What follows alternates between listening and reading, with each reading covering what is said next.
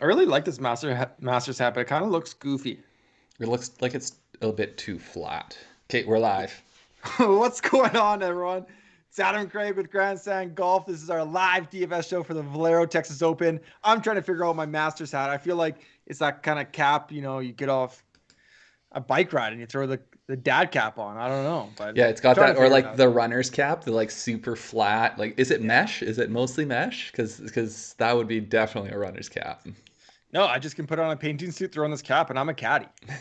Hey, I think that's how it that's works. a great Halloween idea. That is a good Halloween idea. Dress up your daughter as a golfer. Oh, okay. Yeah, classic, classic. What's going on, everyone? Thank you for joining us.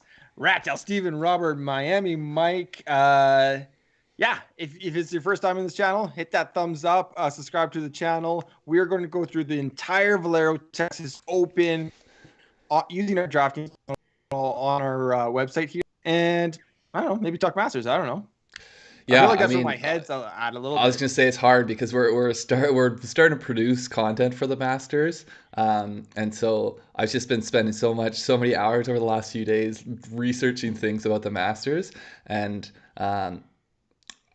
I'm still fully like DFS wise, I'm still fully engaged with this, but I'm definitely looking past it a bit, I would say. When you get into Augusta, it's hard to get yourself out of it. Hmm. There's so Yeah, much. It's just hard to get out. The one thing, Craig is winning that cap game. That's nice, Craig. Show off that logo a little bit. that's all thanks to Adam's wife ordered that for us.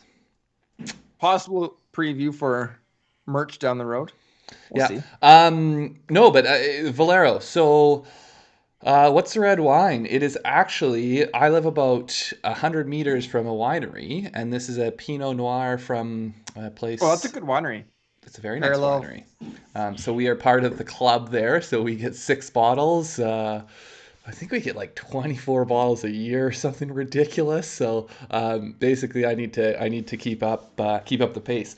Um, Let's but talk yeah, wind AM PM stack. That's from MD in the chat. Says AM PM stack viable. I just threw up Wind Finder, Craig. I don't know what weather station you found best this week, but Windfinder, yeah. From what I saw, this was earlier today. It looked like both mornings we were going to see wind. So it didn't look like one stack was super favorite. Are you using the airport? I was, yeah. San Antonio International Airport. Seems to be closest to the course. Um, really windy today. Carries over a little bit into Thursday morning. Yeah, I'm going So to throw it up on screen here. I've got it. okay, I would say that's where the sustained gusts are. So if anything, I would go possibly PM AM, but I won't be doing too much of that either way. I don't think. Just real quick, Steve Davidson. I also am a cab man myself. Probably Cab Merlot is one of my favorite reds. We could get into the red wine. Maybe we'll leave that as a. Adam's in-laws actually are in the wine trade, so maybe we'll leave that for a future time when we've got your brother-in-law or your wife on some content. We are in different places in Canada. I am in BC, in a valley called the Okanagan Valley, that is kind of probably the premier wine region in Canada. And Oh Adam yeah, is in Alberta. He's in a city called Calgary, that is, I would say, equivalent maybe to like the Denver or something like that. Oh, Cowtown, yeah, I Calgary. got you. I was like, what are you talking about there? So yeah, this has changed since I was last looking at it. It has spread out on Thursday a bit. Still looks like the morning's most affected, and then this has decreased since I last looked at it. So there's still a tiny bit they maybe are looking at, but I think potentially you were saying that potentially the PM AM stack is the most viable. Yeah, but I think you're looking for an advantage that might not be there, to be honest. That's kind of how I feel. If you're feeling out your roster with a 6K, and maybe that's the difference between a stroke or two with them. But these I don't really care about these elites in the field, the 9Ks and up. They're gonna be fine in either wave. Yeah. Just real quick, MD, real men drink different things on different occasions. Real men do drink beer at times, preferably a nice local craft. But sometimes maybe it's a scotch, maybe it's a rusty nail, maybe it's a wine. What are you gonna you're gonna have a nice steak and not have a red wine with it? For summertime patio season, rosé all day. I'm down for some Yeah, rosé all although day. I am a sucker for a nice cold beer on a patio. I am as well. Yeah, I think that's a show we need to do in the future. Maybe I will get my brother-in-law. Maybe we can. He's definitely got a depth of knowledge in the area. Not so much in golf. No, just okay, should we jump into the field? Obviously, DJ is no longer at the top of this field. Yeah, DJ's out. DJ's out, so scratch him from your lineups. He'll still have some percentage of ownership probably, but that's just one of those things you gotta love. So let's go 10K, above 10K. Yeah, I'm just taking a look at my field. I think I left a lot of people in here, Craig. I don't know what you did. I think you went a little bit thinner up top. I only have one guy above 10K. Okay, yeah, you started off. So Tony Finau, 50% of my lineups. I feel like he's a little bit on his own tier here with DJ out. Yeah, I like him. I don't think he's going to be looking past it. I think that he's looking for any win he can get. I don't know. I think his form is decent. It's not as great as it was maybe a couple of weeks ago. Sure. I'm not looking at the Players Championship miscut as some sort of irrecoverable thing. I think that's a tough course that it eats up the top players in the world oftentimes. So I've got Finau 50%, and I have faded everyone else, even though I have Spieth as my one and done this week. Yeah, so that's what I was going to throw to you. So I agree that I think Finau right now is in that tier by himself. I kind of do agree with you there. But why we have a course that Spieth dominates next week? Since he was what, like, oh, I thought you meant this course. No. Next week. And you chose him this week as your one and done, but you're not playing him in DFS. Like, I'm not following this. This makes no sense. And I'm calling. So I would probably play Scheffler. I've used Scheffler. I've used Finau. I've used Answer. I've used Connors. I do have Hideki. Okay. Yeah. So essentially it was a little bit of a process of elimination. And I like Spieth. I like Spieth's form. I like, if Spieth was in the high nines, I would think about him pretty seriously. I think the combination of his price and his ownership. I mean, I think it's a fine play. I wanted to concentrate my ownership on Finau at that price range. Yeah. I respect that. When you get, like, from what I'm thinking, you're like, okay, with Spieth of the guys remaining. Obviously, there's a lot of people in the chat that disagree with my 50% take, and I'm cool with it. So my thinking is, like, with Spieth, like, you want to get, okay, I want to get 100K or above. I don't want to take a long shot with, a Neesmith or something, or whatever it is. You're like, what's the best chance of getting some safe money for one and done, right? Yeah. Oh, yeah, for sure. Yeah. I mean, it's a form. Like, I think Spieth is a decent play in DFS. The players I don't give as much weight to, but you look at what he's done over the last couple of months, and his game's in a better place. Yeah. I just can't get there DFS wise. What's your exposure? Yeah, so I want to say Brandon McNeil, 7,000 to 7,400 window. I completely agree. I like a lot. We'll talk about that there. Yeah, we'll definitely get there. Finau, I kind of agree. I got 40%. Didn't go as crazy as you did, but I got 40%. I think he's the best player here. I mean, what is it? A ball striker's course? Great. Is it a long driver's course? Great. Is it hitting greens course? Great. Is it par fives course? Great. Like, what boxes is he not checking? The fact that he doesn't win? We talked about this on our show. Like, I can find 5 other guys in the roster with Finau that I think collectively they have a good win. If Finau gets second, I'll take it, and hopefully I spike the winner. Yeah, exactly. I'm still gonna have Finau and Spieth and can figure something out, or Finau and Kirk and figure something out. Okay, so 10K and above, Finau 40, Jordan Spieth 20%. I actually kind of like that number. It's a safe, probably round field. 20% Spieth. I think that's the most I played him all year. 5% Scotty Scheffler, and I do have a stat for that. And Hideki Matsuyama, I got 15%. Sorry, how much on Scotty? Just 5. I got him in one line. 5. Yeah. So I have Scotty as my fade for our picks. I just think there is the reality of the 7 Like I love where his game is at. I think we saw him play very well through the summer and maybe early fall, Yeah. and then he went into a bit of a slump there for a while. And I think we've seen him come out the other side of that.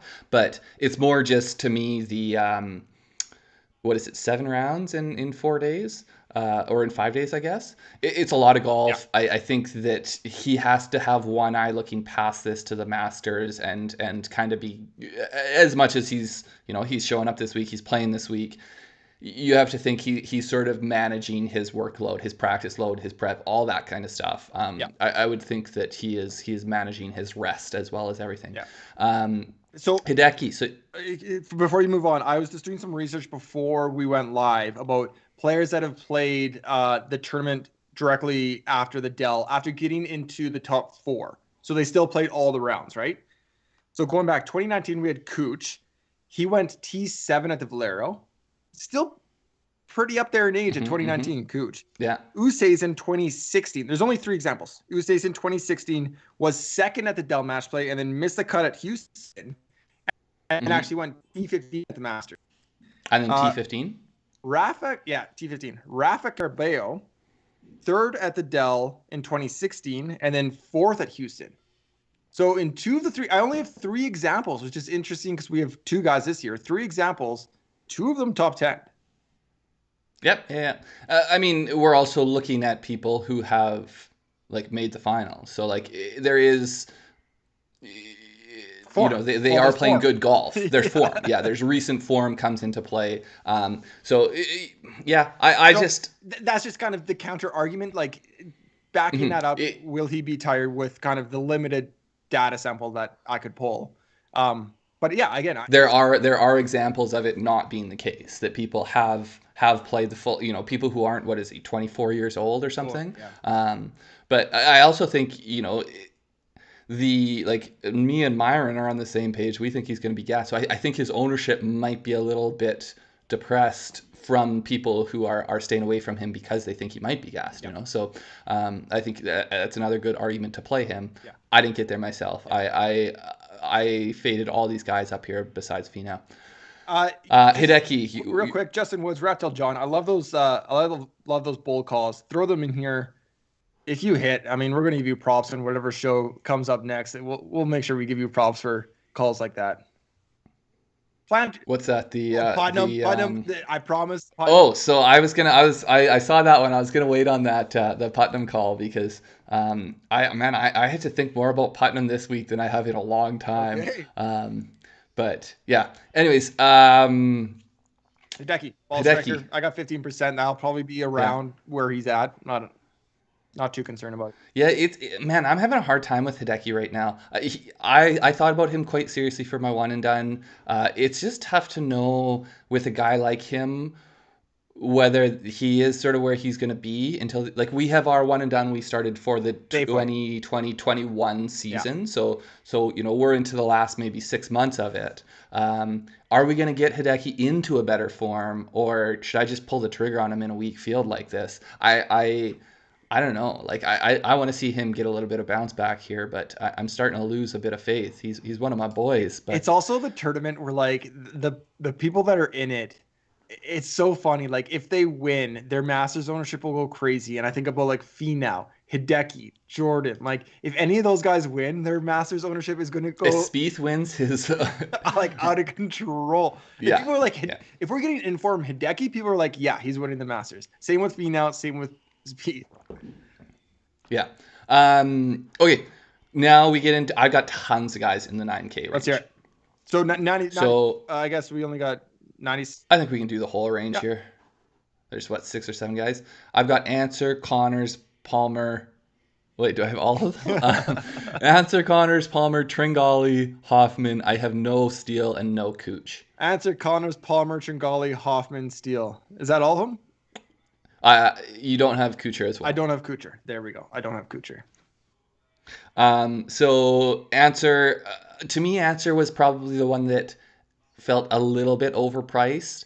We have seen some good form from him of recent, but you're going out on a limb a little bit, I want to say, playing Answer at that price. Home course. But Yeah, well, and that's ultimately like what tipped it for Yeah. me is we have seen some form, maybe not quite as much as last year still. Like his overall year isn't quite as good as last year, but it's a home course. I don't know. I just kind of went with my gut on answer. I felt like it was a play. Yeah, it just seemed like so. I think there is a natural below Hideki kind of tier, um, and Answer seems to be the longest success. So Corey Connors obviously defending champ. Palmer's been kind of hot. Chungali's been hot. Charlie Hoffman is kind of new and some course history, but Answer seems to be the Charlie Hoffman is new. I think he's like 14. new form he found. Oh, okay. um, but Answer seems to have like a good 2 years. He's been playing very solid, kind of improving as he goes. Home Mhm. course. It seems the safest in this range, I would say. Yeah, to me, I feel like Hoffman's the safest, just because I think he values out fine with his form, and then his course history just pushes him into a very safe territory for me. I do agree with Burrow here, who's saying that for Answer's home course, his history isn't great, which sort of is one of the other things that like caused me some hesitancy. If this is a course we're expecting him to have that home field advantage or Right. whatever, but I think you could conversely say, really, 2018 and 2019 are the 2 years he played here since, really, really being the pro that he is Yeah. now. And so I do think that I'm going to give him the benefit of the doubt in terms of tournament history and hope that he does have a good feel for it that we just haven't seen in the results. Um, so all of these guys are 30% for me. I have all of them on 6 of 20. You Yeah, love like you find a range and you're like, all my 6 Ks are 15%. All this range is 30. Like the patterns, like I don't know. I don't know. You're man, it's all about this pyramid I'm building. I've got Finau at 50, and I don't have any surprising low 40 percenters, 50% it's a beautiful this mind you week. have, Craig. It's a beautiful mind. I don't know exactly Well, what I goes like I on. like to think so. Some people It's don't, I but don't I don't know what goes on in there, but it's yeah. I'm catching up on the chat a little bit as well, Hayden. I also can't wait for the Masters, man. I yeah. I'm excited. Back in its natural spot. Okay. Answer, I got 20. Corey Connors, pump the brakes a little bit. I got 10%, but he's still an amazing ball striker. Maybe one of the best ball strikers. Connors? Yeah. 10% Yeah, and Connors. just real quick, a Colts fan, we'll chat Ben Martin when we get down there, or don't we will, and same thing with Keegan Bradley. We're gonna try to jump around as little as we can here. Connors, ball striker, good form. I mean, I don't think we had him as a sleeper, and I had decent exposure to him last week at the match play. I don't think match play is his best Yeah. format. I think that the weak putters, I think they essentially need to come in there with such good form Yeah. in terms of their ball striking to Eh, just be playing lap the field type golf. yeah. And And sorry, Craig. I was just gonna say, as a model creator, Dell Match Play and Corrales, no strokes gained data for either of them. That's right. yeah, yeah. Yeah. Okay. I just wanted to clear that So if people are looking. So we do have in here, we do have the results. I haven't figured out a good way to put the match play results in yet, but I would like to get them in there just because I But think it does. even I was like, we had a call earlier this week. I'm like, Rom, I think is officially a T5 at the match play. Like that doesn't make Everyone who makes it, sense. yeah, into the round of 8 becomes a T5. Yeah, I don't know. The match play, I think it's more an eye test. Yeah. Like Cantley and Harmon were two of the best players in pool play, and only Harmon got out. Yeah. Or like Homa, who went to a friggin' sudden death with Horschel, who goes on to win the thing. Yeah, And, yeah. what does he get? A 28th or something like that? Okay, Palmer, you had him as one of your picks. Do you want to just give a brief Yeah, the overview? more if you want to click on the more I was looking at Palmer, the more I just kind of fell in love with it. His form The was more great. you were like, man, what a intelligent person to pick this guy. Ever since he started using a line on his ball and he's lining up his putts, like he's been playing really good. Was he not No, before? I think he said that at Sony Open. He's like, yeah, I started lining up my my I putts saw with all a these people Sharpie. using a line to. Have you guys heard of this? Like, he just lined it up. where you wanted to Well, I go. do remember on the TaylorMade videos that they have out on YouTube, Yeah. there was one where they were all talking about it, and a bunch of those guys were saying they didn't, but like, and DJ was one of them who said he didn't use the line, but he definitely does now. So I think it's interesting, some of these things that, you know, are maybe getting a little bit away from like the feel and the art, and but people are getting success with it, so they're like, oh yeah, I'll roll with it. Do you use the line? I don't draw a line. I'll Like, oftentimes, I don't use it as strictly yeah. as these guys do. I mean, I don't take as much time to line up my putts like they do, but I'll oftentimes use like the Pro V1 or the Yeah. whatever Yeah. the ball has on it. So I'm really weird. I don't put my line where I'm going. I put my line parallel to my putter shaft, and then I go like this. Yeah, that's not entirely uncommon. Like oftentimes you'll see people too will put the line with the little parallel part at the Right. bottom. Yeah. But yeah, different Okay. strokes. Palmer. Yeah. I'm into Palmer again. Those stats, ball striking, driving, par five scoring. I love it. 35%. He's my one and done. He's pretty safe, and I think he has that upside. Tringali, one of my boys. I say I played Tringali until that win's coming. I got 20%. You Charlie were Hoffman. basically begging me to have him as one of my picks on the YouTubes because you wanted to talk about him so bad that Yeah, exactly. That's how it worked. Charlie Hoffman. I'm bumping the brakes here. I got 10%, and I think that's going to okay. be under. I don't know Oh why. yeah, you'll be underweight at 10%. Yeah, I'm pretty sure. I don't know why we're counting him I as.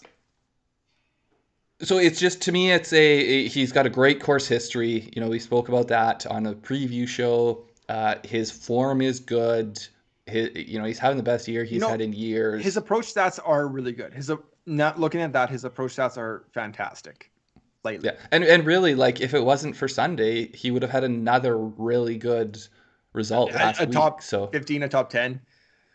yeah, Yeah. which with Kevin taking him as his one and done, I was not terribly unhappy to see him falling off. But It's just it's these guys that get $1,500, $2,000 price bumps that I have a hard time yeah. stomaching. It's like you miss a But stock but where it's it went up with 20%. this field, you do get more volatility from guys who, like, they're hitting on course history, they're hitting on recent form.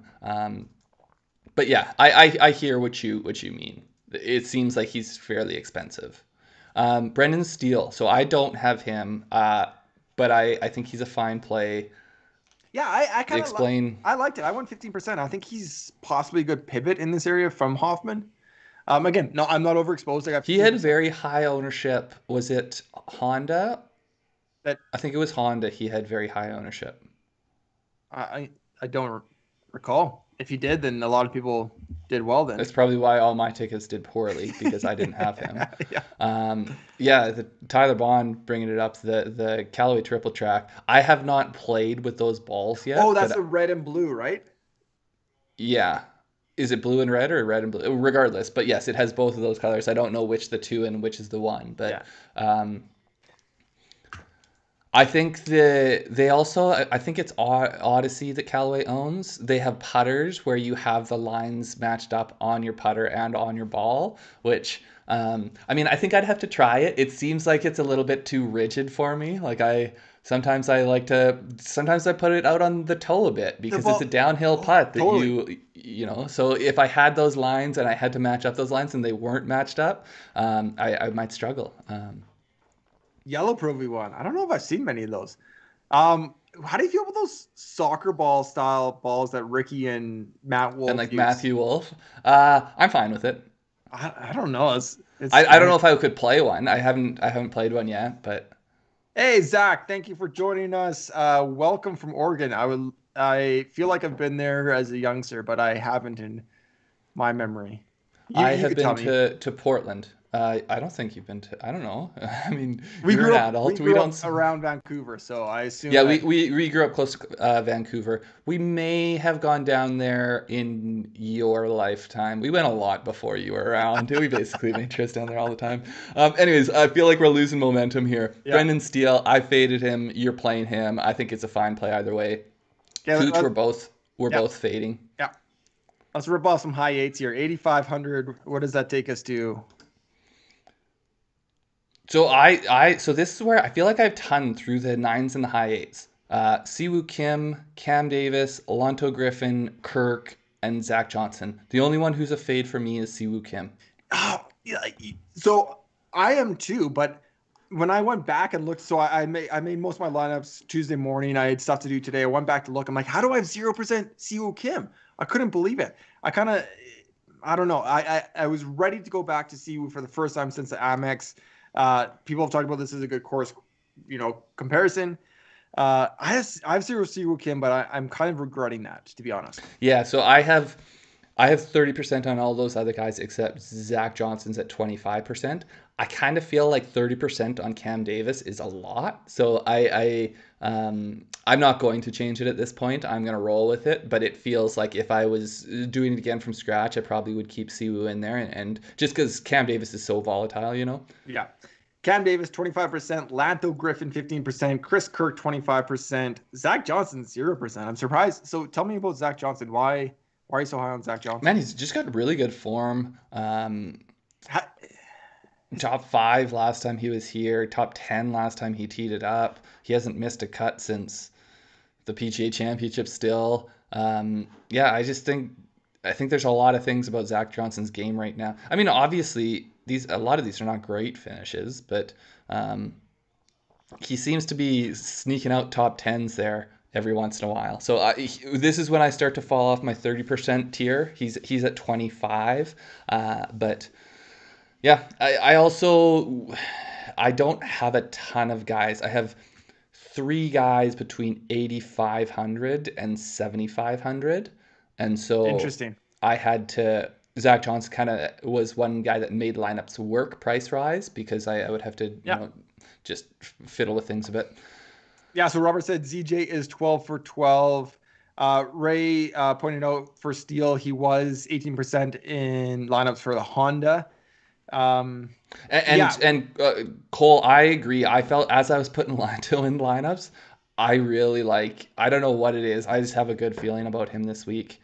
Both him and Kirk. I was like, why am I wasting all this ownership on Cam Davis? Because I feel like Lanto and Kirk just seem like better values to me. Maybe. Well, yeah. If you look at Zach Johnson's 40 finishes, then you look at finishes. I mean, Yeah, or Kirk. or Kirk's a little bit. I feel like Zach Johnson feels little bit more like a safe cut maker, whereas these other guys I think have more high end potential. Yeah, and I wanted to say William Neal paired a lot of Davis Kirk. I am always scared about Davis, but it's like, It's just the upside. yeah, I don't even know. It's like rookie Kevin Garnett. Like you know that it's gonna be good. It's just like it's early, but Well, to be fair, he was like yeah. 18 years old, wasn't he? I was trying on the fly to think of like a athletic freak. I don't know. I went with Kevin Garnett. Maybe like a RG3. Oh, don't do that to him. Don't do that to Cam Davis. Okay, I don't want that to happen to Cam Davis. don't put that on me. RG3 is still playing. Yeah, I know. He's played longer than Locke. Okay. So sorry. I'm 30% on all those guys. Except Zach Johnson 25. You kind of had a myriad 25, 15, of 25. price. Yeah. Yeah. Okay. Lower eights. This is an easy one for me. But do you maybe want to go first? Yeah. I don't have much here. So I got quite a bit of Sam Burns, but the other guys I just have sprinkles of. I have Keegan Bradley, Joel Damon, Ricky Fowler. You're playing the Ricky narrative. No, I got one lineup. I'm pumping the brakes. Come on. I like it. I think Hadwin absolutely is a contrarian play. I did not get there. I think we should look at Hadwin's stats, but the last one I do have some Aaron Wise as well. Okay, so I only have Sam Burns in this range. Interesting. So Hadwin is a guy that I feel like Adam and I have been trying to back. His approach stats, like where's the iron play? But his results haven't been that bad considering his ball striking. Like, he's got a handful of top 25 and a top 10 in his last one at Honda. But I'm Yeah, you and Craig both. Yeah. Let's hope Wentz is the answer. Anyways, Sam Burns, Sorry, no, what were we talking about? Hadwin. Yeah, so I like him as a contrarian play. I didn't get there myself. Keegan Bradley, I think, is the opposite. We've loved his ball striking for a while. I went away from it this week. Yeah, I think he is. It was earlier in the chat. Someone was saying chalky Keegan Bradley. I'm 10%. I'm under-owned, I think, or likely under-owned. But looking at his ball striking off the tee and approach, it's been great. Mm-hmm. He's probably one of the guys I'll end up FOMOing on, Keegan Bradley. Joel, just because his upside potential right now. Joel Damon 5%, Ricky Fowler 5%, not much there at all. I just have a feeling Joel Damon is going to be so happy with what happened last week that I mean, you never know. I have a hard time seeing him come out here and I agree. Contend, but you never know. Sometimes a guy just has it and keeps it. Tyler Bond, I would be interested to hear how long of a one and done season you're playing. If it's just 2021 to Tour Champion or to BMW, like I'm curious about the parameters of that. I'm pretty sure I used Varner in Bermuda when he went from being in pretty good shape to on the second day shooting like an 80 and missing the cut. So I will withhold advice on Varner. I clearly did not time that one well. Baracho. Sam Burns. To me, Sam Burns just has the upside. So it's similar to Cam Davis. I think maybe a little bit more volatile even. Yeah. Yes, I see that last time he did not do very well at the Players, but I'm just rolling with it. I think the guy's going to go out there and win sometime soon, and I'm not going to miss it. Yeah, I mean, I agree. It could have been in the Farmers. It could have been in Genesis. Like he's been playing really well. He's priced more appropriately than Hadwin, I would say, in terms of upside or GPP potential for sure. I would say they're very different. I would say Hadwin is a safer play. For sure. But Burns will get that ownership because he pops. He has great rounds. He's a great showdown play. Same with Cam Davis. But can they put it all together for 4 rounds? I don't know, but I'll have a little bit hoping that they do soon. I have 20% on Burns. And Ricky, essentially you're rolling with the narrative that he's going to win and get himself back into the Masters? No, I just have 5%. It was I forget what that build was all about, but it was a build about you wanting to cheer for. Was it like Spieth and it's like a FOMO? It's a FOMO yeah. for sure. Great, this is interesting. I want to talk about one and done for a sec because Tyler responded. It's players to the end of the season.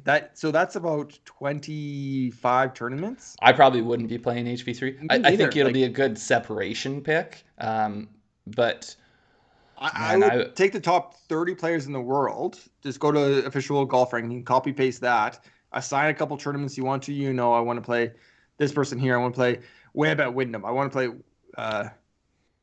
Baba Riviera. I mean, that's an example, but or like start with I want to play, so and so at the Masters. Yeah. I want to play Bryson at the US. What do you call that place? Torrey Pine. Yeah, US Open.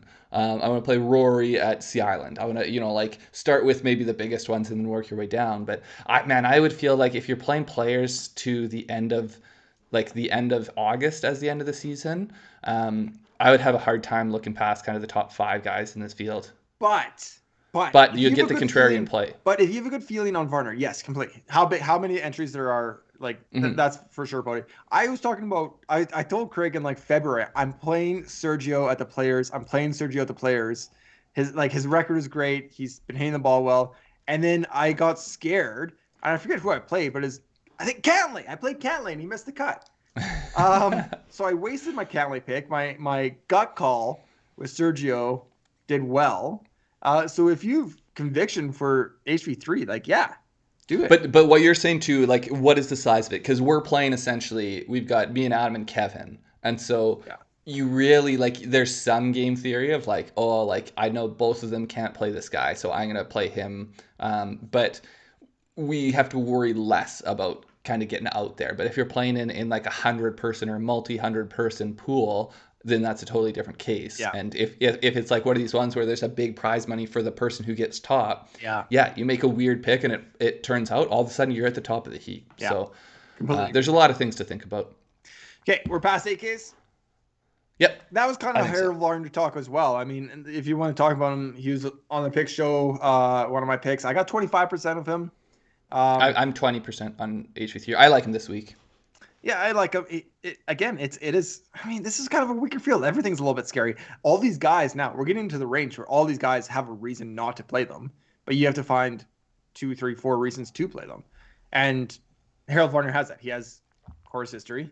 He has good ball striking, um, a good stretch of four cuts made. I mean,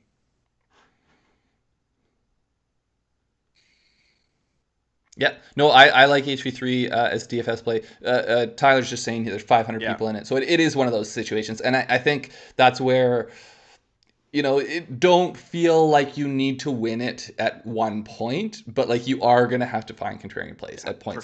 points during the rest of the season. So yeah, no, I think you kind of have to roll. Golf is like we're talking about 150, 140 something person field, and oftentimes it's someone from outside the top 30 in the Totally. field who wins it. Yeah. So if you got a feeling a guy, you just kind of got to roll with it.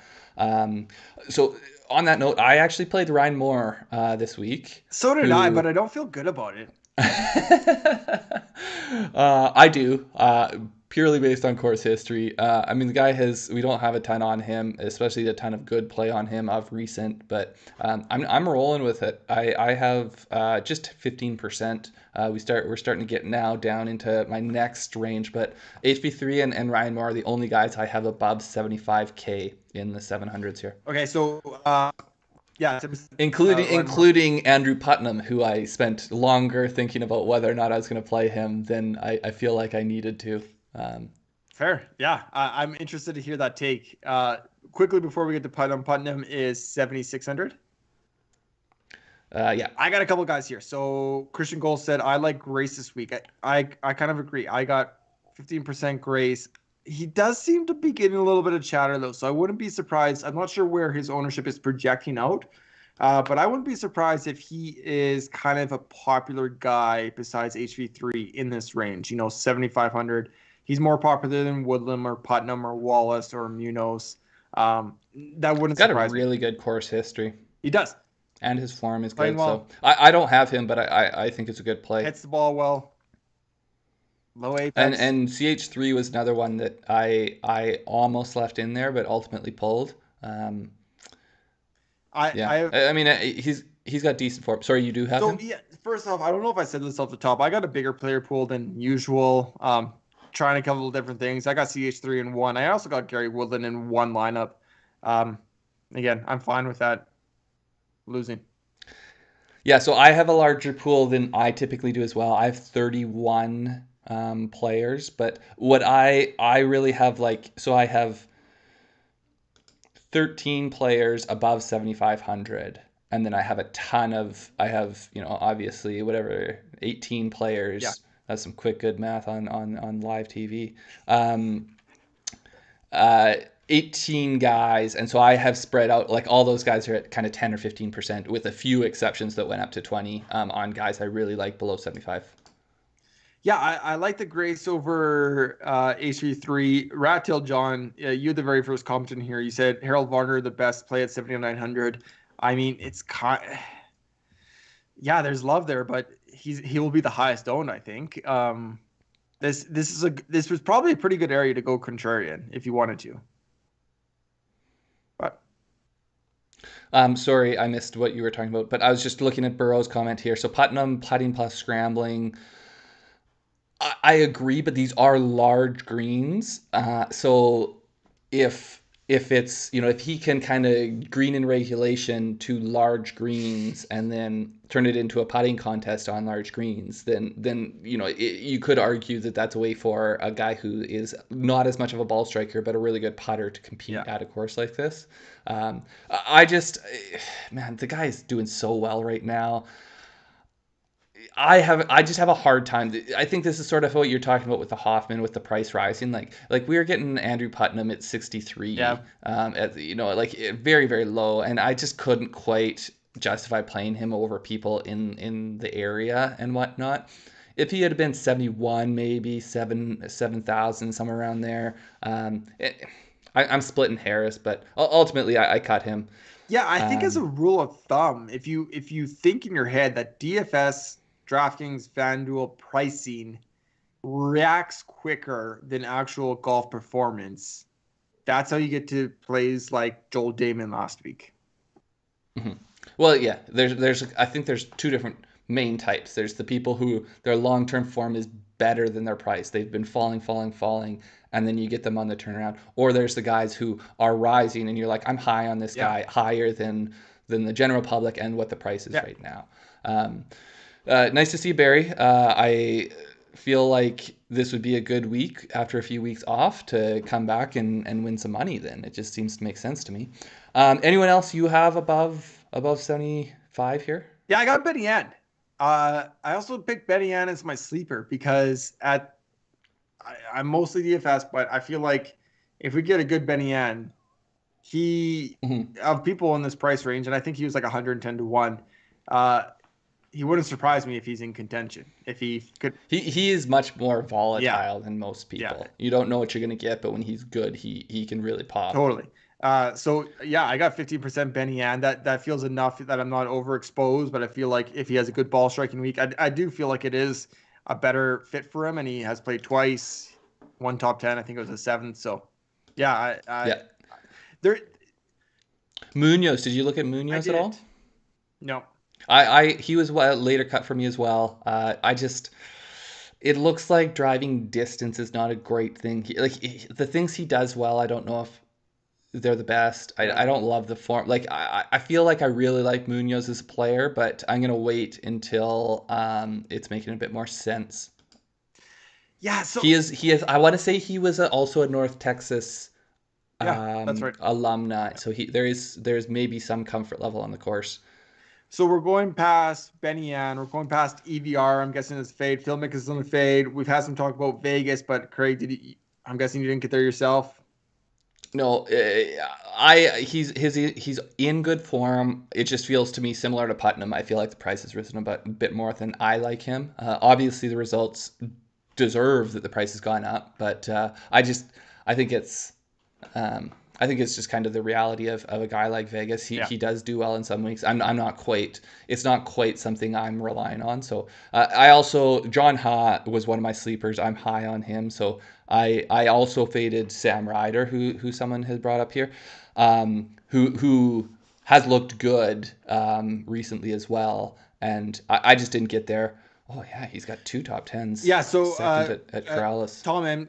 Tom M. Completely agree on Benny Ann. Couldn't miss the cut. There's win equity. Completely agree. Yeah. That's why he's GPP play. Get him where you want. Five, somewhere between 5 and 20%. Don't overexpose unless you have a good feeling about it. Sam Ryder, John Ha is interesting because John Ha has that long cut making, playing pretty well. Sam Ryder has popped very high for 2 weeks, and I feel like is getting a lot of chatter. I got some Sam Ryder. I got 10%, You're riding the but wave. I honestly think 10% might be below where the field is. I think he could be like I think there's a lot of talk about Sam Ryder. I think you'd be close to on weight. I mean, I don't know, but I'm guessing um, maybe 12, a guy coming in with 14%. two top tens, he could easily end up with very high ownership.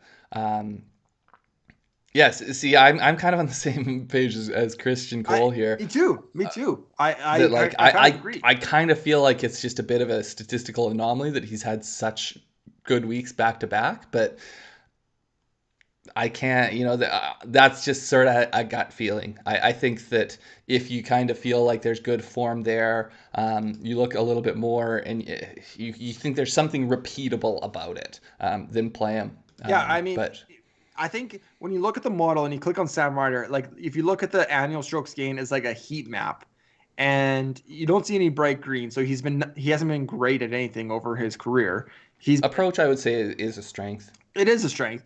There's a lot of pink and like light reds there.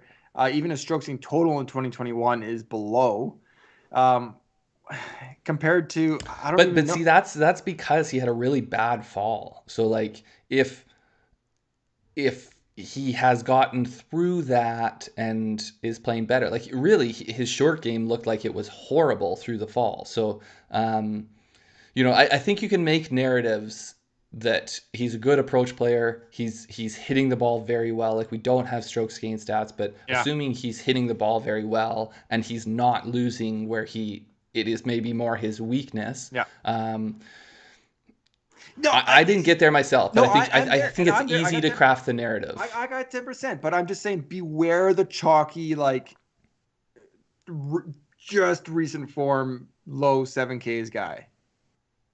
Beware the chalk, low 7Ks. I Yeah, agree. I totally agree. There's a lot Steven to. Davidson, you are what your you are what your numbers say you are. I mean, It's kind like of. you are what you do. If you procrastinate all the time, you're a procrastinator.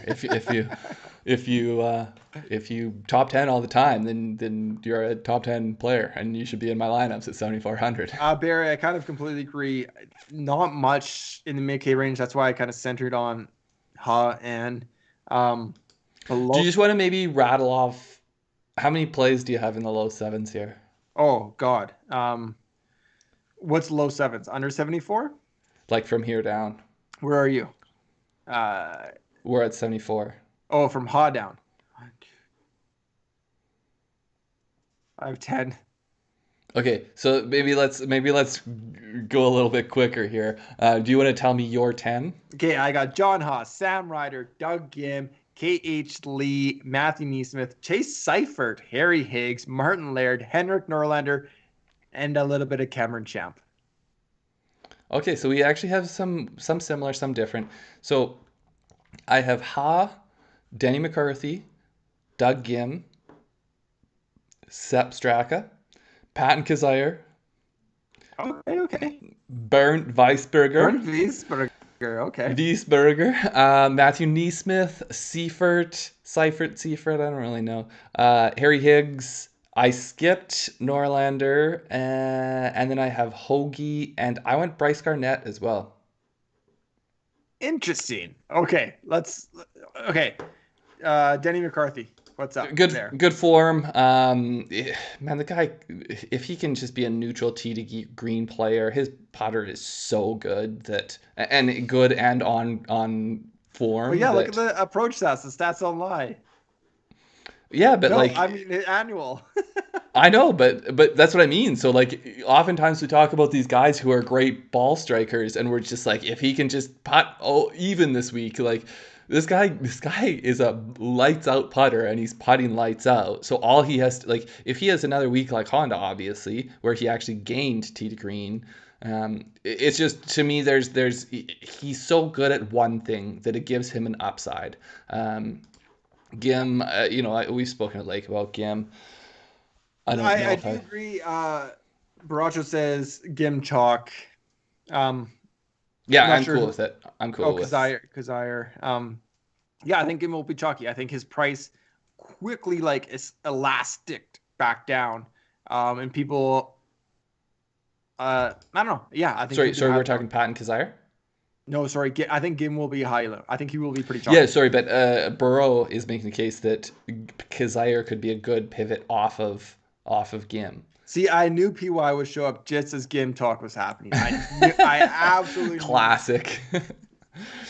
Okay, so Gim, I'm high on. I I had think him we as like a the long. sleeper We like on the our long video. term. Yeah, he's trending in the right direction long term, and I think his price snapped up and it's fallen back down. I think a little bit further than it should have. Sepp Straka. To me, this guy, similar maybe to who are we talking about earlier? I mean, Ben Seb Yan, Straka where or I think there's huge Neesmith, ups. Yeah, Neesmith, yeah. Norlander. Pick a ball striker you Hoagie, want. like they all kind of just seem similar. Like they're Yeah. great ball strikers. They don't show up every week, and their putters don't show up every week. So I'm on Straka. Kazire, I am on the same page as Burrow. I think Kazire has shown a lot of form for a long time. He missed the cut at Honda just barely. Yeah. Yeah. I'm kind of buying what we've seen from him over the last few months. So his cost adjusted value for this season strokes gained is awesome. Yeah. And that's kind of what led me there. Anyone that we've gone through here that you have that I don't? Nope, not so far. Okay, so Burnt, this is just a pure. I think he's in good form right now. Nothing more to it. Yeah.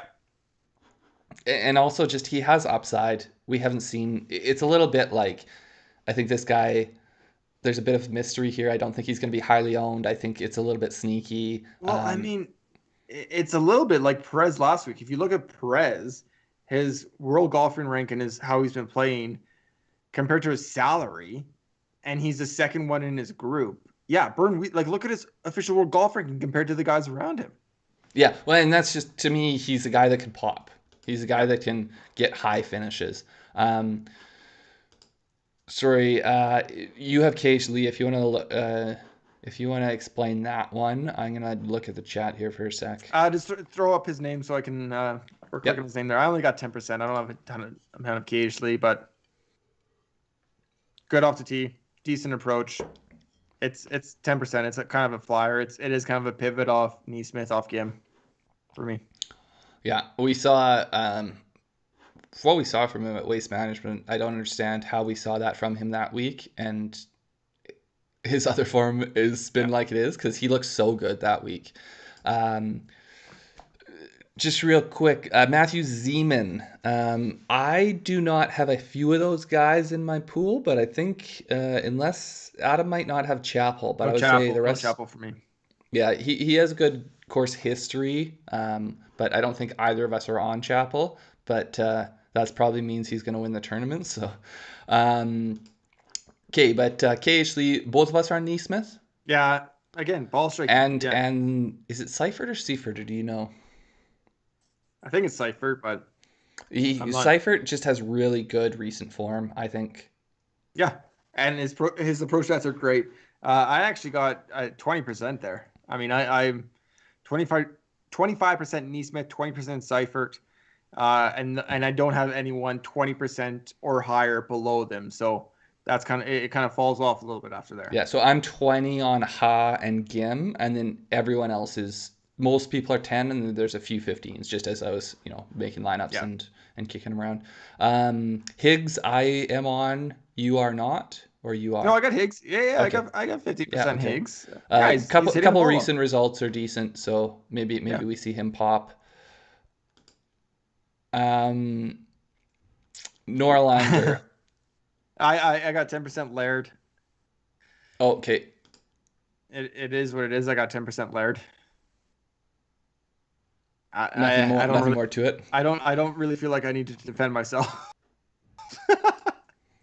Norlander, I didn't get there. I was on Norlander for quite a while, but it's just been a few ugly. Your video is disappearing on me here. It's been a few ugly results in a row. Right, I'll get my eye. There we go. There's my eye. Let's see if I jump back and forth between two scenes. Okay, well, we might have... Oh, it's coming back. It'll come back. We got your audio regardless. Norlander, I'm not there, just purely on the last kind of couple tournaments. Yeah, I mean, it's just ball striking. Again, like for his 2021, look at his off the tee, look at his approach, look at his tee to green. It's good enough for me to play him at 71. It's the upside of a good ball striker. Yeah, I got 15%. Yeah, and that's similar for me with Hoagie. I think very similar, actually. He's, similarly, he's an approach player. We have seen some good results. We have seen some ugly results. Cameron Champ, I'm not there on. But a lot of people are talking about Cameron Champ in the chat here. Where did I get to? I got 10%. It seems a little bit crazy to me that we get to a course that's ball striker, off the tee, length, and everyone piles on Cameron Champ, and I'm a little bit confused. Like, I only got 10%, and I think that's a lot. I don't know what we're playing here that we're so confident that he's going to just completely bounce back. He doesn't have that long-term form of a Damon. He has that great. I mean, we were talking about him at the PGA Championship. He played well there, and he has some okay results since then, but His lately, putter's just ice cold too. Um, uh, I like Cameron Champ as a player. I will not be playing him till I see some form. He's not someone I'm going to try to yeah, guess to be early on. yeah. So I, I think that's completely fair. I mean, I got 10%. I'm completely fine with kind of losing that because there we go. I'm a little bit back here. He, now you can really get some breathing yeah. room.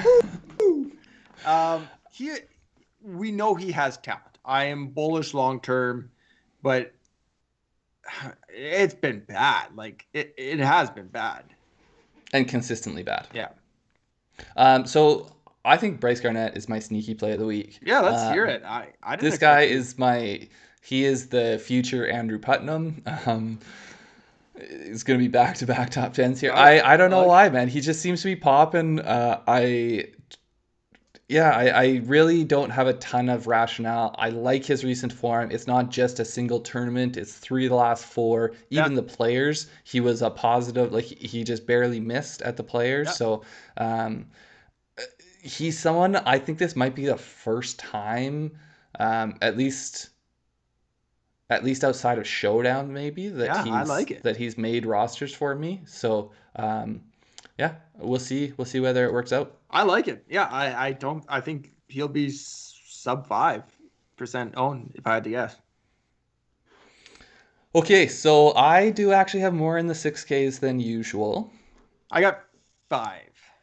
Do you want to run through yours? I got Jim Furyk at 6,800. I got Adam Schenk. I got Roger Sloan, Cameron Percy, and Akshay Patia. So we got a lot of overlap. Shank was one he was one of my later cuts. I do like that play. He's a bit of my sneaky play this week. Sorry, I missed that, but Sorry, he was a little bit of my sneaky play. I feel like he's coming back. I totally get it. Yeah, and I think he's got a good course history. I think there's a lot of things about it that I like. But ultimately, I was trying to find people to cut at that point. Yeah. So I have, I think everyone else you said, I have Furyk. Yeah. Will Gordon. Didn't get there, but Sloan. I get it. Sloan. So you kind of wish you didn't bring him up as a sleeper because now people are going to know that he is a good play this week. Well, no, I kind of feel the opposite. Like I kind of want to pump. Like what happened from Monday morning when I chose him as a sleeper till now, is everyone's talking about him. I kind of want to pump the brakes a little bit. So my ownership is a little bit suppressed. I'm only 15%. Yeah, me too. But I feel like a lot of people are talking about Sloan. And I don't. Yeah, I mean, that doesn't make me feel good. I don't like chalk in the 60s. I don't like chalk. Yeah, agreed. But I think it's just it's if a guy's playing good golf, like he's got 3 straight top 25s. Yes, they're not the strongest fields. This isn't the strongest field. So, but more than that, his ball striking is good. Like it's not just the reasons he's getting those results are So Sloan, I'm still riding Doc Redman. I'll ride him all the way down. Doc Redman. Baby, here we go. I have Cam Percy as well, and then Akshay Bhatia, and then I also went back to Wesley Bryan, just as a spike. Someone had brought up Tyler Duncan before. I think it's a fine play. I didn't get there myself, but I had thought about him. Ultimately, just couldn't quite do it. Tyler Duncan, yeah, good greens in regulation. Rick Gaiman's plumping Sloan. Yeah, I don't like that. I don't like when these, we're kind of like the people don't know about us. We're the indie band, the small dog. Yeah. We're like, if you're going to a festival, we're the ones on at 10 a.m. playing like our new song. Yeah, it's really good though. Like you want to listen to it. Yeah, but when those guys start talking about them, ownership goes up. I think. Yeah. Oh yeah, Ben Martin. You had mentioned Ben Martin, 63. Where is he? I'm not seeing him here. Was he a late entry? Sorry, I'm not sure. I can look it up.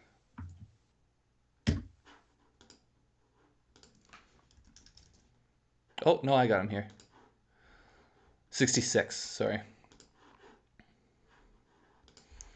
Um, Ben Martin. So I do remember as I was cutting my field, I looked at him for more than a second, but I can't remember ultimately what I thought about him. He's coming off a top 10 Oh, and decent cut mades over the last 6 months, maybe. his ball striking has been bad this year. His ball striking has been bad. His putting and short game have been good. Yeah, I'm not there myself. I would rather play Cam Percy. I'd rather play Doc Redman, but I'm a bit of a masochist, I guess. But um, yeah, any thoughts on Ben Martin? I mean, to me, it seems like you're essentially trying to ride the wave from last week and hope that that form carries over. So if I were to play him, I would look quite closely at the ball striking stats, greens and regulation, driving accuracy, distance, those things from last week, and then probably Puerto Rico as well, just to we don't have strokes gain numbers, so I want to see, is he hitting the ball well? Because ball striking has clearly been a problem for him over the last year. Although that said, he does not have as many starts as other guys, so it's not as big of a sample size for that negative ball striking. I think that's a good thing to point out there. Look for a more complete picture. Bigger GPP, then you got to get weirder. And I think that'll differentiate your lineup as opposed to a Patia, Doc Redman, Percy. Yeah, even. I mean, it's not going to matter when, like Matthews even says, Patia is a top 10 this week. So, but no, all seriousness, I think if I was playing Ben Martin, I would not worry about chalk anywhere else. I think he's going to be essentially one of those guys that he's going to make sure your lineup's different. But I'm not there myself. Which is nice. It would be a bold play, Colts fan. Nick Taylor is greater than Sloan. I think that probably is a safe bet in terms of their careers. I think it's more just...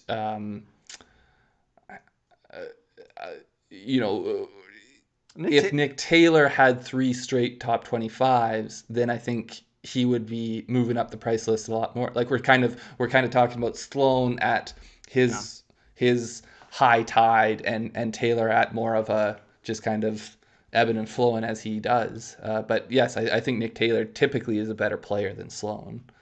Yeah. We follow those Canadians fairly closely, so they're hard. Nick Taylor's a harder one to pin down for me. He is inconsistent, yeah. Oh, there's your secret, Colts fan. See, I'm not on top of that one. So Ben Martin got 8th in a Corn Ferry Tour event here. I'm assuming that was 2020. I'd have to. I can't pull up everything on my screen here, but I'll take a look, Craig. Hogue at 6,400. I was on Hogue a few weeks ago because his form was very good. Yeah, and it looks like it has fallen off a bit. I mean, he can be a fine play. It's not that bad. Like his players championship missed cut was close to the number. The Honda Classic, it wasn't great, but other than that, like we have seen good golf from him for most of the 2021 year. So I think he's a fine play. Stewart. Yeah. Sorry, go ahead, Adam. That Corn Ferry tournament at the Oaks was July 2020. Davis Riley won. Will Zalatoris was T5. What a stud that guy is. Ben Martin was T9.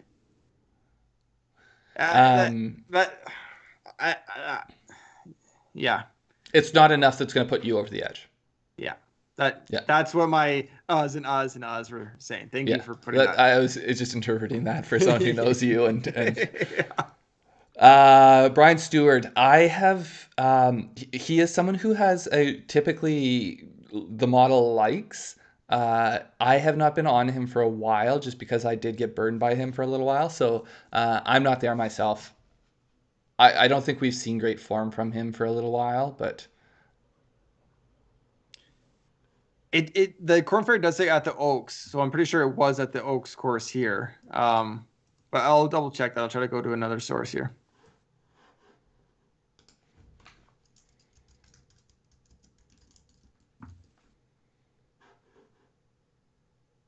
Sorry, do we follow George Gankas? I do not, because I don't know who that is. So I honestly, I don't even know if we're talking about a musician or what, but if it is a musician, I'm not likely to know who it is. If it's a golf coach. Okay, I was going to say if it's a history podcaster, then probably I do know who it is. Before we kind of wrap things up here, thank you guys for joining us live. The replay is available, but hit that thumbs up. Yeah. Literally, I have internet issues, so I need that thumbs up for encouragement to keep going here.